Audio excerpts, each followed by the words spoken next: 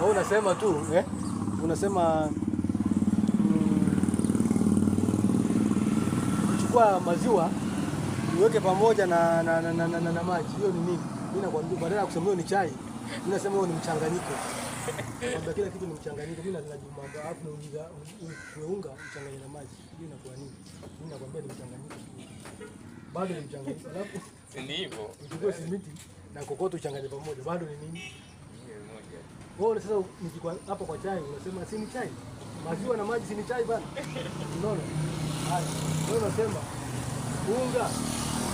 unga na nini? Unga na maji. Hiyo ni lift. Badani kiwango. Twende basi twende tupige huko ndio urudi. Acha nao. Unataka kumalizana kulia. Wewe nenda.